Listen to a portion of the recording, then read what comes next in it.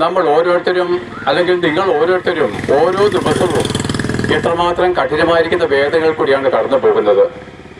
നാം മുമ്പേ കേട്ടതുപോലെ കഠിനമായിരിക്കുന്ന രോഗപീഠകൾ, സാമ്പത്തിക തകർച്ചകൾ, അകാലത്തിൽ ഭർത്താവോ ഭാര്യയോ കടന്നു പോകുമ്പോൾ മരണം വഴിയായിട്ട് നീങ്ങിപ്പോകുമ്പോഴുള്ള വിരഹ ദുഃഖങ്ങൾ, ഡൈവോഴ്സുകൾ, അല്ലെങ്കിൽ മരണം വരെയും ഒരു ശരീരമായിട്ട് ജീവിക്കുവാൻ തക്കവണ്ണം ദൈവം ആക്കിയിരിക്കുന്ന വിവാഹ ജീവിതങ്ങളെ വേർപെടുത്തി കഴിയുമ്പോഴുള്ള മനോദുഃഖങ്ങളും അപമാനങ്ങളും മരണഭീതികളും, കഴിഞ്ഞ കാലങ്ങളിൽ നമ്മൾ ചെയ്ത തെറ്റുകളെ പറ്റിയുള്ള കുറ്റബോധങ്ങൾ, മക്കളെ എങ്ങനെ വളർത്തുമെന്നുള്ള ചിന്താഭാരങ്ങൾ, കടം വീട്ടുന്നതിനെ പറ്റിയുള്ള വിചാരങ്ങൾ, എണ്ണിയാൽ ഒടുങ്ങാത്ത വിചാരങ്ങൾ കൂടിയാണ് ഒരു മനുഷ്യൻ ഒരു ദിവസം പ്രഭാതം മുതൽ അവൻ നിദ്ര പ്രാപിക്കുന്നിടം വരെയും കടന്നു പോകുന്നത്.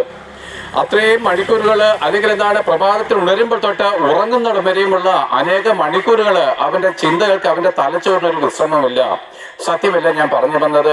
നിങ്ങളുടെ ഓരോരുത്തരുടെ അനുഭവം ഇങ്ങനെ തന്നെയല്ലയോ? തൊഴിൽ തർക്കങ്ങള്, ജോലി സ്ഥലങ്ങളിലെ പ്രശ്നങ്ങള്, കുടുംബ പ്രശ്നങ്ങള്, ഇങ്ങനെ ഓരോന്നായിട്ട് കടന്നു പോവുകയാണ്.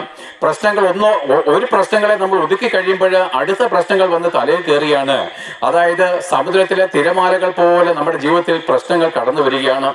പ്രിയപ്പെട്ട, ഈ പ്രശ്നങ്ങൾ നമുക്ക് ഒടുക്കുവാൻ കഴിയത്തില്ല. കാരണം എന്താണ്? ഈ ഭൂമിയിൽ നമ്മൾ മരണം വരെയും പ്രശ്നങ്ങളെ അഭിമുഖീകരിക്കേണ്ടി വരും. ഈ മരിക്കുന്ന ദിവസം വരെയും, ജനിച്ച നാൾ മുതൽ മരിക്കുന്ന ദിവസം വരെയും നമ്മൾ കഠിനമായിരിക്കുന്ന വേദനയിൽ കൂടെ കടന്നു പോകുമെങ്കിലും, നമ്മൾ പ്രശ്നങ്ങളുടെ സാഗരത്തിൽ കൂടെ ഉഴന്നലയേണ്ടി വന്നാലും പ്രിയപ്പെട്ട, അവിടൊക്കെയും നമ്മളെ സമാധാനത്തോടെ നിർത്തുവാൻ കഴിയുന്ന ഒരു ദൈവ കൃപയുണ്ട് എന്നാണ് ഞാൻ പറഞ്ഞു വരുന്നത്.